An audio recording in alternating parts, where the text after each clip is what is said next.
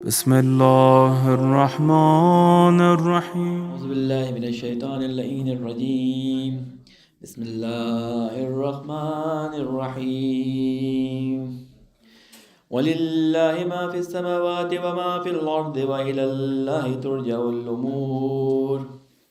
كنتم خير أمة أخرجت للناس تأمرون بالمعروف وتنحون عن المنكر وتؤمنون بالله ولو آمن أهل الكتاب لكان خيرا لهم منهم المؤمنون وأكثرهم هم الفاسقون. لن يضركم إلا أذى وإن يقاتلوكم يولوكم الأدبار ثم لا ينصرون. ضربت عليهم الذلة وأينما ثقفوا إلا بحبل من الله وحبل من الناس وباءوا بغضب من الله وضربت عليهم المسكنة ذلك بأنهم كانوا يكفرون بآيات الله ويقتلون الأنبياء بغير حق ذلك بما عصوا وكانوا يعتدون. ليسوا سواء من أهل الكتاب أمة قائمة يتلون آيات الله آناء الليل وهم يسجدون يؤمنون بالله واليوم الآخر ويأمرون بالمعروف وينحون عن المنكر ويسارعون في الخيرات وأولئك من الصالحين. وما يفعلوا من خير فلن يكفروه والله عليم بالمتقين. إن الذين كفروا لن تغني عنهم أموالهم ولا أولادهم من الله شيئا وأولئك أصحاب النار هم فيها خالدون. مثل ما ينفقون في هذه الحياة الدنيا كمثل ريح فيها سر أصابت حرث قوم ظلموا أنفسهم فأهلكته وما ظلمهم الله ولكن أنفسهم يظلمون. صدق اللہ العلی العظیم. صلوات بھیجیں محمد وعلی محمد. اللہم صلی علی محمد. السلام علیکم ورحمۃ اللہ وبرکاتہ. ہماری گفتگو سورہ آل عمران کے ذیل میں چل رہی تھی اور تقریباً 108 یا 107 آیات ہم نے آپ کے سامنے تلاوت کی تھی اور اس کی مختصر سی توضیح اور تشریح جو ہو سکی اس کو بیان کیا تھا. بہت اچھا ہے کہ آپ کے سامنے قرآن مجید موجود ہے تاکہ جب میں ترجمہ کروں، اگر ترجمہ بھی ہوتا تو بہت اچھا ہوتا. ترجمہ ہے تو آپ لوگوں کو یعنی میری بات سمجھ آ جاتی ہے کہ کہاں میری اپنی بات ہے اور کہاں میں اس کی تفسیر میں یا اس کی بیان کو اس کی شرح دے رہا ہوں. ہماری گفتگو چل رہی تھی وہاں پر کہ تبدیل قبلہ کے بعد اور جب مکہ کے کفار سے اللہ تعالیٰ کے رسول جان چھڑا کر یا ان کی اذیتوں سے جو ہے وہ وہاں سے نکل کر مدینہ کی طرف تشریف لے کے آئے تو وہاں پر آپ نے ایک اسلامی حکومت کا قیام کیا اور قیام کے بعد پھر آپ نے دیکھا کہ مشکل جو مکہ میں تھی اس طرح کی مشکلات تو مدینہ کے اندر نہیں ہیں، لیکن مدینہ میں ایک دوسرے قسم کی مشکلات تھیں. اس میں سے کچھ مشکلات جو قابل تحمل تھیں لیکن کچھ مشکلات ایسی تھیں کہ جن کو تحمل نہیں کیا جا سکتا تھا. انہی میں سے ایک مشکل اندرونی سازشیں تھیں. آپ نے دیکھا کہ مسلمانوں کی پہلی جنگ ہوئی، جنگ بدر، اس میں مسلمانوں نے بڑی ہمت سے جنگ کی، لیکن جنگ احد میں کیا ہوا کہ وہ مسلمان جو دل سے مسلمان نہیں ہوئے تھے اور یوں کہہ لیں کہ دوسرے الفاظ میں منافق تھے، ان منافقوں کی وجہ سے جنگ احد میں مسلمانوں کے حوصلے پست ہونا شروع ہوئے. کیوں ہوا یہ کہ عبداللہ بن ابی جو تھا، جو منافقوں کا سردار تھا، اس کے بارے میں آپ کو تفصیل سے بتا چکا ہوں کہ کون تھا وہ. تو وہ اپنے 300 سپاہیوں کو لے کے آخر میں علیحدہ ہو گیا اور وہ جنگ احد کے ابھی خراج تو شاید ہم وہاں نہ پہنچ سکیں، وہ حالات بھی اس میں بیان کیے جائیں گے. تو ہوا کیا کہ پیچھے سے سازشیں یہ ہوئیں کہ یہودی جو وہاں موجود تھے، اسی طرح جنگ خندق کے اندر جو یہودی وہاں موجود تھے، انہوں نے کافروں کے ساتھ ساز باز کیا. یہ یہودی اس بات کو ہضم نہیں کر پا رہے تھے کہ بھائی ابھی تک تو ساری نبوت، ساری جسے کہتے ہیں کہ تبلیغ و تدریس کے کام ہمارے ذمہ تھے، یہ امیوں میں کیسے ایک شخص اٹھ کے آ گیا کہ جس کا کوئی بیک گراؤنڈ نہیں ہے، بیک گراؤنڈ سے مراد ان کے خاندان میں کوئی نبی نہیں گزرا، یہ اب ہمارے دین کے جسے کہتے ہیں اوپر چھاتا جا رہا ہے، کیونکہ اب مسلمان تیزی سے لوگ ہونا شروع ہو گئے تھے، تو انہوں نے سازشیں کرنی شروع کی۔ جب خود پنپ نہیں سکے تو انہوں نے کفار اور دوسرے لوگوں کو دعوت دیتے تھے، خط لکھتے تھے کہ آؤ، اگر تم نے ان کو اگر کنٹرول نہیں کیا تو یہ تمہارے پر حاوی ہو جائیں گے۔ اسی نتیجے میں جنگ خندق پیش آئی۔ تو وہ ساری چیزیں چل رہی تھیں، اور پھر اس کے بعد ہماری جو بات پہنچی تھی وہ یہاں تک پہنچی تھی کہ تم لوگ اے مسلمانوں آپس میں تفرقہ پیدا نہ کرو۔ تفرقے کے بارے میں ڈیٹیل سے آپ کو بتایا تھا، اور اگر تم تفرقہ پیدا کرو گے تو تم بالکل جسے کہتے ہیں کہ اس طرح سے تصور کرو کہ جیسے تم اسلام سے پہلے تھے، آگ کی گڑھے کے کنارے تھے۔ اس کے بعد اللہ تعالیٰ نے فرمایا تھا کہ تم جو ہے بہترین امت ہو، اور کیونکہ تم خیر کی طرف بلاتے ہو، نیکی کی طرف بلاتے ہو، اور لوگوں کو نیکیوں کا حکم دیتے ہو اور برائیوں سے روکتے ہو۔ اور بات پھر یہاں تک پہنچی تھی کہ جو لوگ حق کو جاننے کے بعد اختلاف میں مبتلا ہو گئے اور انہوں نے حق کو جاننے کے بعد نہیں مانا، یہ بیک گراؤنڈ آپ کو کس لیے بتا رہا ہوں کیونکہ کچھ آیات بعد میں آنے والی ہیں کہ جس میں بہت واضح طور پہ مسلمانوں اور جسے کہتے ہیں کہ عیسائیوں اور یہودیوں کے درمیان جو رابطہ ہے اس کو، جسے کہتے ہیں باریک سی لائن، اس کو ڈیفائن کر دیا جائے گا۔ تو یہ باتیں اس لیے بتا رہا ہوں کہ ان میں کیا کیا پرابلمز موجود تھیں، اس لیے میں ریپیٹ کر کے اس بات کو کنیکٹ کرنا چاہ رہا ہوں۔ کہتے ہیں کہ ایک دن ایسا آئے گا جب یہ جاننے کے باوجود ایمان لے کے نہیں آئیں گے، تو ایک دن ایسا آئے گا کہ ان کے چہرے سیاہ ہو جائیں گے اور وہاں پر ان کا کوئی سننے والا نہیں ہوگا اور ان کو عذاب عظیم دیا جائے گا۔ یہاں تک ہماری بات ہو گئی تھی، اور آج بات جہاں سے شروع ہوتی ہے وہ یہاں سے ہونی تھی کہ تلک آیات اللہ نتلوہا علیک بالحق وما اللہ یرید ظلما للعالمین، کہ یہ آیات ہیں اللہ کی جو پڑھ کر سنا رہے ہیں ہم تمہیں ٹھیک ٹھیک، اور نہیں چاہتا کہ ظلم ہو اہل جہان پر۔ وَلِلَّهِ مَا فِي السَّمَاوَاتِ وَمَا فِي الْأَرْضِ وَإِلَى اللَّهِ تُرْجَعُ الْأُمُورُ، کہ اور اللہ ہی کے لیے ہے جو کچھ آسمانوں میں ہے اور جو کچھ زمین میں ہے۔ وَإِلَى اللَّهِ تُرْجَعُ الْأُمُورُ، اور اسی کی طرف تمام معاملات پیش ہونے ہیں۔ اب جو آیت ہے یہاں پر اس طرح کی آیت سورہ بقرہ میں بھی آئی تھی کہ تم امت وسط ہو۔ یہاں پہ کیا کہا ہے؟ کنتم خیر امت اخرجت للناس تأمرون بالمعروف، کہ تم بہترین امت ہو۔ کنتم خیر امت، کہ تم بہترین امت ہو، لیکن اس بہترین امت کے بارے میں بتایا جا رہا ہے کہ بہترین امت کیوں ہو، کیونکہ اگر وہ کام نہیں کرو گے تو بہترین امت نہیں ہو۔ تم بہترین امت ہو کیوں؟ اس لیے کہ تم نکلتے ہو اخرجت للناس تأمرون بالمعروف، کہ تمہیں پیدا کیا گیا کہ تم نکلو اس کام کے لیے کہ تم حکم کرو کس چیز کا؟ نیکیوں کا۔ وتنہون عن المنکر، اور تم منع کرتے ہو برائیوں سے۔ وتؤمنون باللہ، اور ایمان لاتے ہو اللہ پر۔ ولو آمن اہل الکتاب لکان خیرا لہم منہم المؤمنون واکثرهم الفاسقون، کہتے ہیں کہ اگر یہ اہل کتاب بھی ایمان لے آتے قرآن پہ اور رسول پر تو ان کے لیے بہت بہتر ہوتا۔ ان میں سے بہت تھوڑے ہیں جو مومن ہیں اور اکثر جو ہیں اس میں سے فاسق ہیں۔ اس آیت کو ذرا ذہن میں رکھیں، اور جو میں آپ کو توضیحات کوشش کر رہا تھا کہ بیان کروں مختصر وقت میں کوشش کرتا ہوں کہ اس کو سمجھا پاؤں کہ دیکھیں اللہ تعالیٰ نے پہلے یہ عہدہ نیک کاموں بھلائیوں کا پہنچانے کا، نیکیوں کا حکم دینے کا، برائیوں سے روکنے کا، یہ امت حضرت موسیٰ علیہ السلام کے ذمہ رکھا، اور انہوں نے اس میں کوتاہی کی اور اپنی پسند کی چیزوں کو نیک بنا دیا، اپنی پسند کو چیزوں جو بری چیزیں تھیں ان کو نیک بنا دیا، جو ان کی پسند کے مطابق نہیں تھی نیک چیزیں ان کو برائی میں تبدیل کر دیا۔ یعنی ان میں یحرفون کلمات اللہ، جنہوں نے تحریف کر دی اللہ تعالیٰ کے کلمات کے اندر، اور انہوں نے انبیاء علیہ السلام کو ایسے قتل کیا کہ صبح بنی اسرائیل کے لوگ نکلتے تھے اور صرف اس بات پہ اس نبی کو جو ان کے درمیان آیا کرتا تھا، جو نیکیوں کا حکم دیتا تھا، ان کو برائیوں سے روکتا تھا اور یہ بتاتا تھا کہ تمہارے اندر یہ برائی ہے، صرف مینشن کرتا تھا ان کو، یہ صبح جاتے تھے اس کو قتل کر دیتے۔ ہزاروں انبیاء کو انہوں نے قتل کیا، ہزاروں انبیاء کو انہوں نے قتل کیا۔ صبح جاتے تھے، ناشتے سے پہلے ایک نبی کو مارتے تھے اور پھر آ کے اپنے کاروبار میں مشغول ہو جاتے تھے، یعنی ان کے لیے کوئی بات نہیں تھی۔ کہتے ہیں کہ یہ بہترین امت ہوتے اگر یہ اس نبی کو بھی مان لیتے، کیونکہ اب تو یہ عہدہ مل گیا تھا رسول خدا صلی اللہ علیہ وسلم کو۔ کہتے ہیں کہ اللہم صلی اللہ علیہ وسلم، ایک اور صلوات بھیجو مولانا۔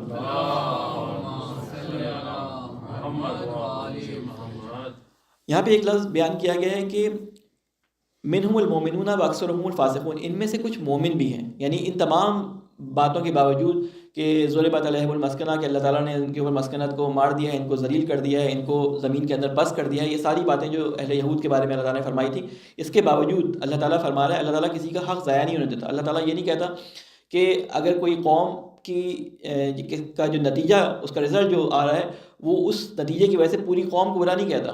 اکثر ایسا ہوتا ہے کہ قوم کے اندر برائی ان کے لیڈرز کی وجہ سے آتی ہے، قوم کے اندر برائی ان کے اماموں کی وجہ سے آتی ہے، قوم کے اندر برائی ان کے رہبران کی وجہ سے آتی ہے، کیونکہ وہ رہبران لوگوں کو اپنے پیچھے لے کے چل رہے ہوتے ہیں. اس لیے کہا جاتا ہے کہ رہبران کے انتخاب میں، قوم کے لیڈرز کے انتخاب میں جو ہے وہ بہترین سوجھ بوجھ کے ساتھ ان کا انتخاب کرنا چاہیے اگر وہ خود سے انتخاب کر لیں. تو اب ہوتا کیا تھا کہ انہوں نے اپنے لیڈر انتخاب نہیں کیے، وہ ان کو دین کے نام پر جو چیز بتا رہے تھے وہ اس پہ عمل کر رہے تھے دین سمجھ کر. آج سیم یہی سچویشن ہمارے ساتھ پاکستان کے اندر، ہندوستان کے اندر، اور جہاں جہاں مسلمان بستے ہیں ان میں یہی پرابلم موجود ہے کہ جو چیز ان کو دین کے نام پہ بتائی جاتی ہے وہ اس کو دین سمجھ کے عمل کرنا شروع کر دیتے ہیں، اور ہر فرقے نے اپنا ایک الگ دین بنایا ہوا ہے، اور ہر کوئی یہ سمجھ رہا ہے کہ سارا کا سارا دین اس کے پاس ہے اور وہی صحیح ہے.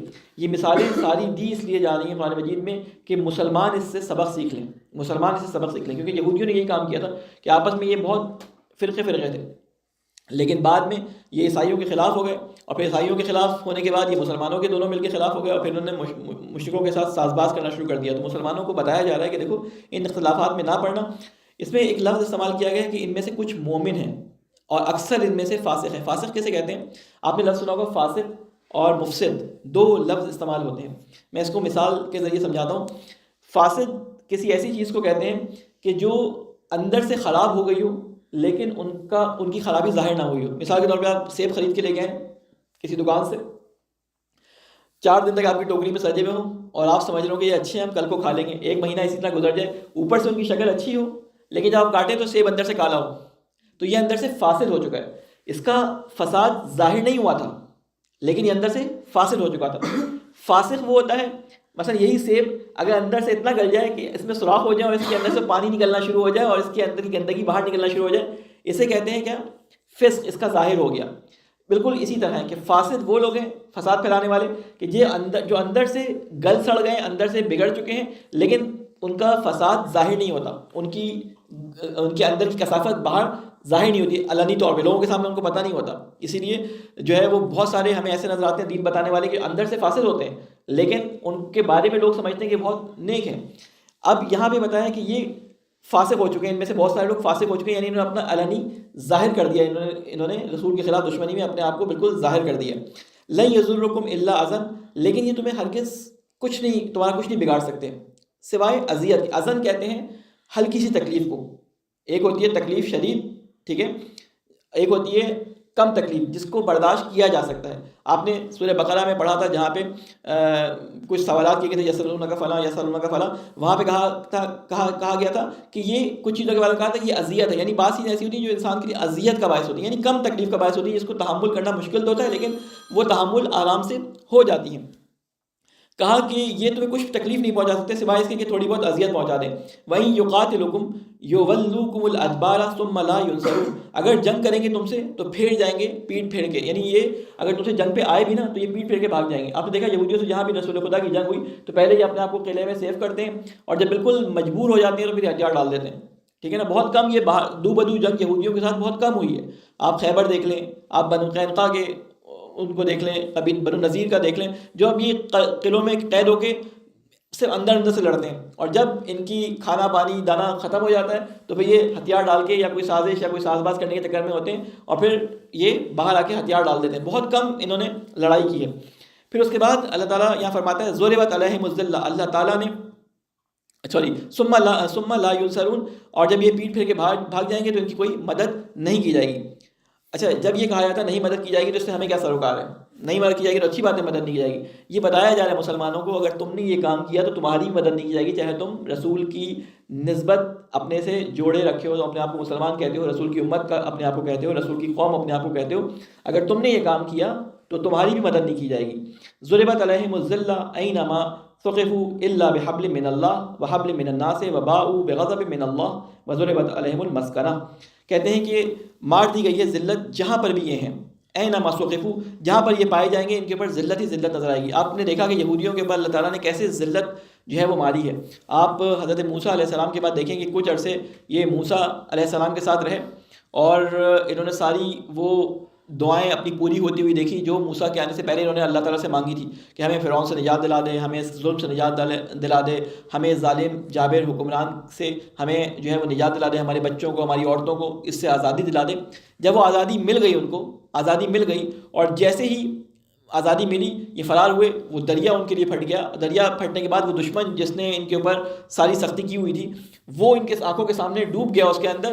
ذرا سا یہ سکون میں آئے تو ایک شہر انہوں نے دیکھا، اور شہر دیکھنے کے بعد وہاں پہ دیکھا کہ بڑے خوبصورت سے جو ہے وہ میلے لگے ہوئے ہیں، وہاں پہ بڑے رنگ برنگے سے بت بنے ہوئے اور لوگ ان کی پرستش کر رہے ہیں، بڑے جھوم جھوم کے ان کی عبادت کر رہے ہیں۔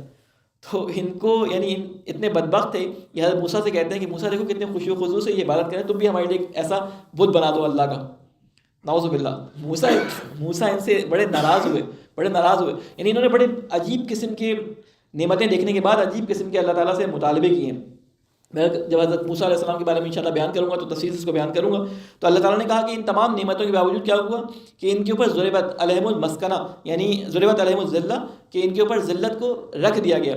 آپ دیکھیں کہ صرف حضرت سلیمان علیہ السلام کے، حضرت موسیٰ کے بعد حضرت سلیمان علیہ السلام کے بعد یہودیوں کا ذرا اوج نظر آتا ہے۔ ہیکل سلیمانی بنایا حضرت داؤد علیہ السلام کے زمانے میں، حضرت سلیمان کے زمانے میں۔ اس کے بعد یہ لوگ ادھر سے ادھر جہاں بھاگے، جس کے پاس گئے وہاں سے پٹے۔ ہر ملک میں کہیں انہوں نے کو عیسائیوں نے مارا، کہیں پہ ان کو رومنز نے مارا، کہیں پہ ان کو جرمنز نے مارا، ٹھیک ہے۔ وہ 1917 میں آ کر وہ معاہدہ بالفور کے تحت، کیونکہ انہوں نے مدد کی تھی فرانس میں جنگ عظیم کے اندر، تو ان کو ایک جگہ دے دی گئی اسرائیل کے اندر کہ وہاں پہ جا کے یہ اپنی مصیبت جو ہے وہ ایک لوگوں کے لیے کھڑی کرنے کے لیے ایک ملک بنا لیں۔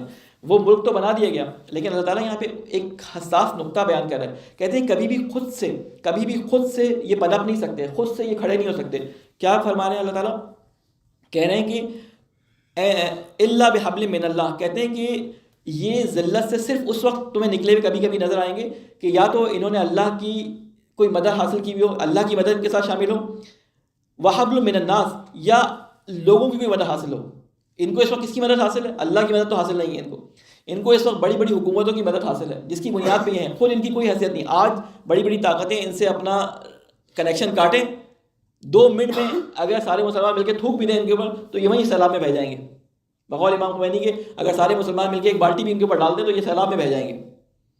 تو یہ اپنے بیس پہ نہیں کھڑے ہوئے، انہوں نے بہت عرصے بعد جب یہ نوٹ کیا کہ ہم کچھ نہیں کر سکتے، انہوں نے علم کے میدان میں ترقی کرنا شروع کی، انہوں نے بینکنگ کا نظام بنایا، وہ سارے نظام بنایا۔ انہوں نے جو دشمن تھے ان کے عیسائی، ان پہ ایسا قبضہ کر لیا کہ اب وہ دشمن نہیں رہے، اب ان کے غلام ہو گئے۔ وہ یہ چاہتے تھے مسلمانوں کو بھی ایسا کریں، لیکن مسلمان ان کے ابھی تک قابو میں آ نہیں رہے۔ بظاہر مسلمان ایسے بولتے ہیں، ٹھیک ہے، مسلمان ایسے بولتے ہیں کہ ہم ان کے قابو میں آ نہیں رہے، لیکن بہرحال آگے کی بات آپ خود زیادہ بہتر مجھ سے جانتے ہیں۔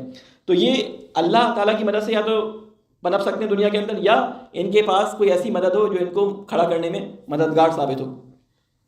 وباؤ بغضب من اللہ وضربت علیہم الذلہ، اور گھر گئے وہ اللہ کے غضب میں،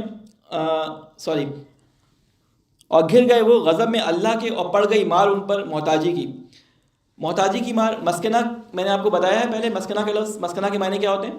مسکین کا لفظ آپ لوگوں نے، آپ لوگوں کے ذہن میں مسکین کے معنی کیا ہوتے ہیں؟ نہیں، ہاں اردو میں غریب کہہ لیتے ہیں، اور غریب ہوتا ہے، فقیر بھی غریب ہوتا ہے، ٹھیک ہے، محتاج بھی غریب ہوتا ہے، لیکن مسکین کہتے ہیں اس شخص کو کہ جو ساکن ہو چکا ہو زمین میں، ایسا ہو چکا ہو کہ اس کے پاس کوئی ایسا کام کرنے کو نہ ہو جس سے وہ اپنے لیے اپنی زندگی گزارنے کے سامان کو پیدا کر سکے۔ وہ سکین کہتے ہیں چھری کو عربی زبان میں، سکین، کیونکہ جب وہ چلتی ہے کسی گھر میں اس کو سکون میں لے آتی ہے، اسے سکین کہتے ہیں چھری کو، ٹھیک ہے۔ اسی سے نکلا مسکن، جہاں پہ آپ سکون سے رہتے ہیں، گھر کو کہتے ہیں مسکن۔ اسی سے نکلا سکون، جسے کہتے ہیں آرام۔ آپ کہتے ہیں نا کہ حضرت آدم کے لیے اور حضرت حوا کے لیے کیا فرمایا؟ ایک دوسرے کو سکون کا باعث بنایا، میاں بیوی کو کیا ایک دوسرے کے لیے سکون کا باعث بنایا۔ ہمارے یہاں سکون کس طرح سے ہوتا ہے؟ ایک دوسرے کے گلے پہ چھری رکھ کر کہ سکون سے لیٹے رہو ورنہ یہ لیٹی رہو ورنہ، ٹھیک ہے۔ تو لیکن سکون کا باعث، اگر یہ سکون نہ ہو تو شادی کا پرپس فیل ہو جاتا ہے۔ تو اسی لفظ سے یہ لفظ نکلا ہے مسکنہ۔ کہتے ہیں کہ وضربت علیہم المسکنہ، اور ان کے اوپر مسکنت مار دی گئی ہے، یعنی ان کو ایسا کر دیا گیا کہ یہ زمین میں مختلف جگہوں پہ جو ہے وہ ایسے قید ہو گئے کہ ان کو نکلنے کی جگہ نہیں ملی. آپ دیکھیں بہت سارے کیمپس میں اگر آپ تاریخ پڑھیں یہودیوں کی تو ان کو ایسے رکھا گیا, ہٹلر ان کے ساتھ کیا کیا, برنرز کے اندر ان کو جلا دیا. باقی جگہوں پہ جن کیمپس میں ان کو رکھا گیا وہاں پہ بھی ان کو قتل و غارت گری کی گئی, بہت بری طریقے سے ان کو مارا گیا. کیوں؟ یہ سارا اللہ کا عذاب تھا, مختلف صورتوں میں ان کے اوپر آ رہا تھا. پھر فرمایا ذالک بانہم کانوا یکفرون, یہ کس وجہ سے تھا, یہ مسکنت, یہ ذلت, یہ سب کیوں ماری گئی ان کے اوپر؟ یہ اس وجہ سے تھی کیونکہ وہ انکار کرتے تھے بآیات اللہ, اللہ کی آیات کا, اللہ کی نشانیوں کا. تو اب اس کو ذرا ریورس انجینئر کریں, بلکہ آیت کو ختم کرو پھر اس کو ریورس انجینئر کرتے ہیں. وَيَقْتُلُونَ الْأَنْبِيَاءَ, اور یہ قتل کرتے تھے نبیوں کو, بغیر حق, بغیر کسی یعنی سچائی کے, یعنی صرف اس بنیاد پہ قتل کر دیتے تھے کہ یہ نصیحت ہمیں کیوں کرتے ہیں. ذَلِكَ بِمَا عَصَوْا كَانُوا يَعْتَدُونَ, وہ بہت نافرمان تھے اور حد سے بڑھے چلے جاتے تھے. اس کو اپنے اوپر رکھے رہے گی, مسلمانوں کے اوپر. یہ آیت یہودیوں کے بارے میں بتا کے ہمیں کیا کری کہ ہم ان کو گالیاں بکتے رہیں, ہم ان کو کہتے رہیں وہ فلاں, وہ ایسے, ان پہ ذلت اور مسکنت مار دی گئی ہے. اب مسلمانوں تمہارے سامنے یہ سینیریو رکھ دیا گیا ہے, اگر تم اللہ کی آیات کا انکار کرو گے, اگر تم نبی کی پیروی نہیں کرو گے, اگر تم اللہ تعالیٰ کی آیات کو تفکر و تدبر کے ساتھ اپنے دین کے طور پہ نہیں اپناؤ گے, تو تمہارے ساتھ بھی کیا ہوگا, اللہ تعالیٰ تمہیں ضربت علیکم المسکنت, تمہارے اوپر مسکنت کو اور ذلت کو مار دے گا. یعنی تمہاری شکل ایسی ہوگی, تمہاری شکل سے پہچانے جاؤ گے تم مسکین اور مظلوم اور وہ ہو. اور آج ہمیں مسلمان ممالک کے ساتھ ہوتا ہوا نظر آ رہا ہے کہ سارے دنیا کے اندر مسلمان ممالک میں سے اکثر ممالک جو ہیں وہ مسکین بنے ہوئے ہیں, کیونکہ امریکہ کا ڈنڈا ان کے اوپر ہے, مختلف آئی ایم ایف کا ڈنڈا, نیٹو کا ڈنڈا, فلاں, سارے کے سارے ان کو ذلت اور مسکنت کی زندگی گزارنے پر مجبور کر دیتے ہیں بعض جگہوں پر. تو یہ اگر ہم نے یہ سارے کام کیے تو یہ آہستہ آہستہ اللہ کی سنت کبھی تبدیل نہیں ہوتی, آہستہ آہستہ ہمارے اوپر بھی آ سکتا ہے اور آتا ہوا ہمیں نظر بھی آ رہا ہے. اگر ہم نے اس کو ابھی بھی نہیں اس پہ کچھ غور و فکر نہیں کیا تو ہم بھی بالکل اسی پوزیشن میں آ جائیں گے. لیسوا سواء من اہل الکتاب, اب یہاں سے وہ آیت شروع ہو رہی ہے جو میں نے آپ سے کہا تھا کہ بہت باریک رابطہ ہے جو اہل کتاب اور مسلمانوں کے درمیان اللہ تعالیٰ بیان فرما رہا ہے. یہ ساری برائیاں ان کے اندر تھیں, وہ نبیوں کو قتل کرتے تھے, وہ آیات کا انکار کرتے تھے, وہ دین میں تحریف کرتے تھے, وہ رسول خدا کو جو ہے وہ اذیت پہنچاتے تھے. انہوں نے کافروں کو اپنی مدد کے لیے بلایا کہ رسول خدا کو کسی نہ کسی طریقے سے قتل کر دیں. انہوں نے مسلمانوں کے درمیان اختلاف ڈلوایا, انہوں نے مسلمانوں کے درمیان نفاق پھیلایا. ان تمام باتوں کے باوجود اللہ تعالیٰ کہتا ہے کہ میں ایک حکم پوری قوم پہ نہیں لگاتا, میں ایک حکم پوری قوم پہ نہیں لگاتا. اس آیت کو غور سے سنیے گا اور اس کو اپنے معاشرے کے اوپر تدبیر دینے کی کوشش کیجیے گا. ایک صلوات بھیجیے محمد علیہ لیسوا سواء من اہل الکتاب امۃ قائمۃ یتلون آیات اللہ آناء اللیل وہم یسجدون. کہتے ہیں تمام اہل کتاب برابر نہیں ہیں, یعنی جن کا میں ذکر کر رہا ہوں, یہ یہودیوں کا ذکر ہو رہا ہے نا, یہ تمام اہل کتاب, یہودی عیسائی دونوں اس میں شامل اللہ تعالیٰ نے کیے. یہ تمام اہل کتاب جو ہیں ان میں تمام کے تمام برابر نہیں ہیں, یعنی ان میں یہ سارے ایسے لوگ ہیں جن پہ مسکنت مار دی گئی ہے, ان پہ ذلت مار دی گئی ہے, ان کے اوپر اللہ کا عذاب آ گیا, لیکن یہ تمام کے تمام برابر نہیں ہیں. کیوں؟ کہتے ہیں کہ من اہل کتاب ان میں سے کچھ ہیں امتن قائمتن, کچھ لوگ ایسے ہیں. امت کہتے ہیں ایسی قوم کو جو کسی ایک نظریے کے تحت چل رہی ہو. قوم کہتے ہیں کہ کسی ایک شخص کو ماننے والی قوم ہوتی ہے, قبیلہ, ایک گروہ, ایک زبان والے یا ایک رنگ والے, یہ قوم کہلاتے ہیں. لیکن ان کے نظریات علیحدہ ہو سکتے ہیں. لیکن امت کہتے ہیں کہ اس میں ہر نسل اور ہر رنگ کے لوگ ہو سکتے ہیں, لیکن ان کا نظریہ ایک ہوتا ہے, یہ ہوتی ہے امت. اللہ تعالیٰ نے رسول کی امت بنانی چاہیے, رسول کی قوم نہیں. اسی لیے آپ نے وہ شکایت رسول خدا کی جو سنی تھی کہ یا ربی ان قومی اتخذوا ھذا القرآن مہجورا, کہ میری اس قوم نے اس قرآن کو محجور چھوڑ دیا. یہ قوم کیوں کہا گیا؟ یہ قوم اس لیے کہا گیا کہ یہ ایک نظریے پہ تھے ہی نہیں, یہ آپس میں ایک نظریے پہ آتے نہیں تھے. وہ نظریہ جو کتاب قرآن اور میری سیرت اور سنت کا راستہ تھا اس کو انہوں نے چھوڑ دیا تھا. یہ پنجابی تھے, یہ سنی تھے, یہ شیعہ تھے, یہ پٹھان تھے, یہ بنگالی تھے, یہ مثلا مہاجر تھے, لیکن مسلمان نہیں تھے. یہ قوم تھے, یہ اپنے آپ کو سمجھتے تھے کہ ہم مسلمان ہیں, لیکن یہ ایک نظریے میں ہوتے ہوئے ایک امت نہیں تھے. یہاں پہ اللہ تعالیٰ کیا فرما رہا ہے کہ اس اہل کتاب میں سے ایک امت بھی ہے, یعنی جو ایک نظریے پہ, کس نظریے پہ؟ وہی نظریہ جو موسیٰ نے عیسیٰ نے دیا تھا, وہ نظریے پہ باقی ابھی بھی ان میں سے کچھ لوگ موجود ہیں. یعنی سب برابر نہیں ہیں ان میں سے, ان کی اللہ تعالیٰ صفات بیان کر رہا ہے اب یہاں پہ. یتلون آیات اللہ, وہ اللہ تعالیٰ کی آیات کی تلاوت کرتے ہیں, ٹھیک ہے, جو قائم ہے سیدھے راستے پر, اللہ تعالیٰ کی آیات کی تلاوت کرتے ہیں. آناء اللیل, راتوں کی گھڑیوں میں, یعنی تہجد پڑھتے ہیں, یہ شبوں کو اٹھتے ہیں, اللہ تعالیٰ کے سامنے گریا کرتے ہیں, یہ راتوں کو اٹھ کے اللہ تعالیٰ کے سامنے گڑ گڑا کے حق کو طلب کرنے کی کوشش کرتے ہیں. وہم یسجدون، اور یہ سجدوں میں رہتے ہیں، یہ سجدہ کرنے والے سر پہ سجود رہتے ہیں، ٹھیک ہے. پھر فرماتے ہیں یؤمنون باللہ، یہ اللہ تعالیٰ پر ایمان رکھتے ہیں، والیوم الآخر، اور آخرت پر ایمان رکھتے ہیں، ویأمرون بالمعروف. آپ دیکھیں وہ ساری خصوصیات جو امت خیر بتائیے کنتم خیر امت، کہ تم بہترین امت ہو، کس وجہ سے؟ یہ ساری خصوصیات جو ان کے اندر بہترین امت کی بتائی جا رہی تھی وہ سارے کام یہ انجام دیتے ہیں. کیا ہے؟ وَيَأْمُرُونَ بِالْمَعْرُوفِ، یہ آخرت پر ایمان لاتے ہیں، نیکیوں کا حکم دیتے ہیں، وَيَنْهَوْنَ عَنِ الْمُنْكَرِ، یہ برائیوں سے روکتے ہیں، یہ یسارعون فی الخیرات، اور نیکیوں میں بڑھ چڑھ کر حصہ لیتے ہیں بھلائی کے کاموں میں، وَأُولَٰئِکَ مِنَ الصَّالِحِینَ، اور یہ صالحین میں سے ہیں. آپ تصور کریں بات کس کی ہو رہی ہے؟ مدینہ کے اندر رسول خدا موجود ہیں. سورہ آل عمران مدینہ میں نازل ہوئی ہے، ٹھیک ہے. مدینہ کے اندر حکومت اسلامی قائم ہو چکی ہے. مدینہ کے اندر اللہ تعالیٰ کے رسول نے حجت تمام کر دی ہے. مدینہ کے اندر یہودی اور عیسائی اللہ تعالیٰ کے پیغام کو سن چکے ہیں، لیکن اس کے باوجود اللہ تعالیٰ فرما رہا ہے، اس کے باوجود اللہ تعالیٰ یہ بات فرما رہا ہے کہ ان میں سے کچھ لوگ ابھی بھی ان کو بات سمجھ نہیں آئی ہے. وہ راتوں کو اٹھ کے مجھ سے دعائیں کرتے ہیں کہ اللہ ہمارے لیے حق کو واضح کر دیں. کیونکہ آپ نے جب کسی کو اپنا پورا، جسے کہتے ہیں اپنا پورا دین سپرد کر دیا ہو، ایک عالم کو، ایک رہبر کو، ایک اپنے مولوی کو، یا اپنے ایک عالم کو، جس کو بھی، اور وہ آپ جسے آپ کہتے ہیں اس کو پوچھتے ہیں، جو اس نے کہہ دیا اس کی بات مانتے ہیں، تو وہ آپ کو غلط راستے پہ چلا رہا ہے. آپ کو سمجھ نہیں آ رہی کہ دل میں جو بات آپ کے آ رہی ہے وہ اس کی بات سے مخالف ہے، لیکن آپ جرت نہیں رکھتے اس کی بات کو، اس کی بات کی مخالفت کرنے میں. آپ اپنے عام لوگوں میں اٹھا کے دیکھیں، ہمارے یہاں بہت سارے لوگ ہیں، ان کو نظر آتا ہے کہ یہ فلاں شخص بولنے والا ہے، یہ غلط بول رہا ہے، لیکن کہتے ہیں نہیں یار یہ کیسے غلط بول سکتا ہے. یہ چیز جو ہوتی ہے وہ دلی طور پہ چاہتا ہے ہدایت پانا، وہ دلی طور پہ چاہتا ہے کہ اللہ تعالیٰ کے اس پیغام کو پہچان لے، لیکن کیونکہ وہ کم علم ہوتا ہے خود سے آگے نہیں بڑھ پاتا. لیکن وہ نیک تو ہو سکتا ہے، کم علمی کا نیکی سے کوئی تعلق نہیں ہے. تو وہ کوشش کرتا رہتا ہے، اللہ تعالیٰ سے دعائیں کرتا رہتا ہے کہ ہمیں سیدھا راستہ دکھا. اللہ تعالیٰ کہتا ہے کہ میں ان کی نیکیوں کو ضائع نہیں کروں گا، وہ صالحین میں سے ہیں، وہ صالحین میں سے. تو آج آپ کو جتنے نظر آتے ہیں، شیعہ ہوں، سنی ہوں، وہابی ہوں، بریلوی ہوں، جنہیں آپ کہتے ہیں نا ان کی تو خالی ٹکریں مارتے ہی ہیں، یہ اللہ تعالیٰ کی بات کے صریحت خلاف ہے. آپ ہوتے کون ہیں کسی کو کہنے والے؟ ہو سکتا ہے آپ ٹکریں مار رہے ہوں.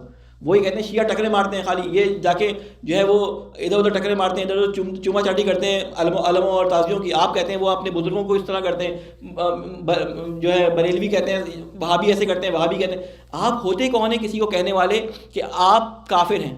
ہمیں اللہ تعالیٰ نے یہ حق نہیں دیا. اللہ تعالیٰ کہتا ہے کہ اہل کتاب میں سے ہو سکتے ہیں، تو اے مسلمانوں تمہیں میں نے حق نہیں دیا کہ تم کسی کو اس کی دین کی وجہ سے کافر کہو. ہو سکتا ہے اس کو دین سمجھ نہ آیا ہو، ہاں اگر دین سمجھ آ جائے اور اس کے بعد وہ بات نہ مانے تب تو وہ فاسق ہے. لیکن اس کو دین سمجھ نہ آئے اور اس کو ذریعہ بھی نہ مل رہا ہو اور اس کو سمجھایا بھی نہ جا رہا ہو تو وہ کافر نہیں ہے. تو اس لیے ہر ہاتھ کھول کے نماز پڑھنے والا، ہر ہاتھ باندھ کے نماز پڑھنے والا، ان میں سے آپ کو بہت سارے لوگ نظر آئیں گے جو راتوں کو اٹھ کے ایسی عبادت کرتے ہیں جو ہم نے بھی کبھی عبادت نہ کی ہوگی. یہ اتنی خیرات کرتے ہیں کہ ہم نے بھی کبھی اتنی خیرات نہیں کی ہوگی. ہم دوسروں کو بالکل فار گرانٹیڈ لیتے ہیں، ایسا نہیں ہے. اللہ تعالیٰ کی نظر میں اللہ تعالیٰ کہتا ہے کہ میں ان کی نیکیوں کو، اگر یہ نیکی کا کام کرتے ہیں، یہ برائیوں سے روکتے ہیں، یہ خیرات دیتے ہیں، میں ان تمام چیزوں کو لکھ رہا ہوں، کوئی عمل ان کا ضائع نہیں کیا جائے گا. اور کون ہے یہ؟ صالحین میں سے ہیں، یہ صالح لوگ ہیں. تو یہ اپنے ذہنوں سے تصور جو ہم نے کہا ہے نا کہ ہمارے علاوہ سب کافر، یہ صریحاً اللہ تعالیٰ کی کتاب کے خلاف ہے. یہ فرقوں نے اپنے کفر اور جسے کہتے ہیں کہ اسلام کے دکانیں چمکائی ہوئی ہیں کہ فلاں کافر فلاں اسلام. کوئی ہوتا نہیں کسی کو حق حاصل کہ کسی کو اسلام کے دائرے میں خارج، کسی کو اسلام کے دائرے سے خارج کرے جبکہ وہ کلمہ پڑھتا ہو. یہ کسی مسلمان کو اللہ نے خارج نہیں کیا. اور اللہ تعالیٰ کہتا ہے کہ میں ان کا فیصلہ آخرت میں کر دوں گا، ان کی پریشانیوں کا، ان کی لڑائیوں کا. تمہیں تو حق نہیں دیا میں نے یہ کام کرنے کا. یہ صریحاً قرآن مجید کے خلاف ہے. دیکھیں صریح قرآن کی آیات ہے، یہ قرآن کا ترجمہ آپ کے سامنے موجود ہے. اس میں کہیں اگر میں کہیں ڈنڈی مار رہا ہوں تو آپ مجھے کہیے گا کہ آپ اپنی طرف سے پسند کی بات کر رہے ہیں، کیونکہ آپ کو پسند نہیں ہے فرقہ بندی، یا اللہ تعالیٰ کو فرقہ بندی پسند نہیں ہے. تو اللہ تعالیٰ کیا فرما رہے ہیں؟ وما یفعلوا من خیر، اور جو کچھ بھی وہ انجام دیں گے، فعل جو بھی وہ انجام دیں گے، من خیر نیکی میں سے، فلن یکفروہ، تو اس کو انکار نہیں کیا جائے گا، اس کو ضائع نہیں کیا جائے گا. اس کا یعنی آخرت میں ہم ایسا نہیں ہوگا اس کو ہم چھوڑ دیں، نہیں، اس کو ہم کاؤنٹ کریں گے. ٹھیک ہے. واللہ علیم بالمتقین، اور اللہ خوب جانتا ہے کہ کون لوگ ہیں جو اس سے ڈرتے ہیں. یعنی ان کو کس کو کہہ رہے ہیں متقین؟ کس کی بات ہو رہی ہے ابھی؟ اہل کتاب کی، مسلمان نہیں ہے. یہاں پہ مسلمان مفسرین اور ڈنڈی ماری ہے. وہ کہتے ہیں اگر اس بات کو مان لیں تو ہمارا فرقہ، تو پھر دوسروں کو جو ہم نے اتنا برا بھلا کہا ہے وہ تو سب بھاڑ میں جائے گا، وہ سب ضائع ہو جائے گا. تو وہ کہتے ہیں اس سے مراد وہ ہے کہ وہ اہل کتاب جو مسلمان ہو چکے تھے، قرآن میں سری دیکھیں آپ اوپر آیت کو اگر غور سے دیکھیں، میں دوبارہ اس آیت کو پڑھ رہا ہوں، یؤمنون باللہ، وہ اللہ پر ایمان رکھتے ہیں، کہیں یہ نہیں کہا ویؤمنون رسولہ، یہ بات ہی اہل کتاب کی ہو رہی ہے، سارا خطاب اہل کتاب سے چل رہا ہے، ورنہ اللہ تعالیٰ کہتا ہے یؤمنون باللہ ورسولہ، یہاں پہ رسول ہی کا لفظ ہی نہیں آیا، یہ رسول کو تو مانتے ہی نہیں تھے۔ تو اناد ہمیشہ کفر کا باعث ہے، فسق کا باعث ہوتا ہے۔ جو اناد جانتے بوجھتے اناد رکھنا وہ جہنم کا حقدار ہے، لیکن جو جانتا نہیں ہے، دیکھیں میں نے پہلے بھی مثال دی ہے، جب کلاس میں ٹیچر پڑھانے کے لیے جاتا ہے تو اس میں کچھ بچے ہیں وہ جلدی سمجھ جاتے ہیں، کچھ بچے آخر تک نہیں سمجھ پاتے، کبھی بھی ٹیچر ان کو کلاس میں یہ نہیں کہتا تم فیل ہو، آخر تک ٹیچر کی کوشش ہوتی ہے ان کو سمجھاتا رہے، اور بعض دفعہ ٹیچر کے سمجھانے کے باوجود جو ہے وہ اس وقت نہیں سمجھ پاتے، ٹیچر جب چلا جاتا ہے وہ کلاس میں ایک دفعہ فیل ہو جاتے ہیں، پھر ان کو یاد آتا ہے ٹیچر نے ہمیں کہا تھا وہی بات صحیح تھی، جب وہ تجربے میں آتے ہیں تو پھر ان کو سمجھ آتی ہے، تو بعض دفعہ بات دیر میں سمجھ آتی ہے، ہو سکتا ہے آج مسلمان نہیں کل مسلمان ہو جائے، بہت سارے ایسے لوگ عیسائیوں میں یہودیوں میں تھے اس وقت موجود جو بعد میں مسلمان ہو گئے۔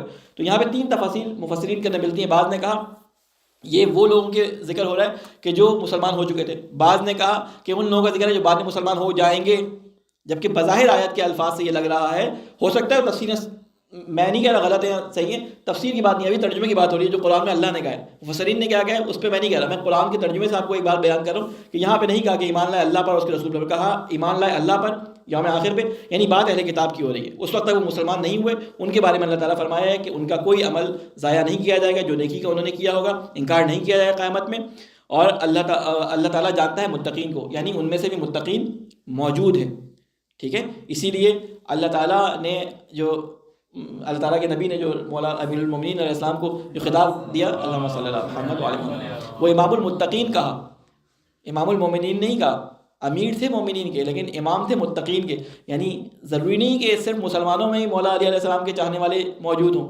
ہو سکتا ہے بہت سارے ادیان کے اندر آپ کو نظر آتا ہے چاہنے والے موجود ہوتے ہیں، کوشش بھی کرتے ہیں، بہرحال وہ ایک الگ گفتگو ہے، لیکن سوال یہاں پہ یہ ہے کہ اللہ تعالیٰ نے ان کو کیا کہا ہے متقی، اور اللہ تعالیٰ مسلمانوں کا حکم دیتا ہے اتقوا اللہ، اللہ کا تقوی اختیار کرو، ٹھیک ہے، تو وہ کوالٹیز ان کے اندر موجود تھی۔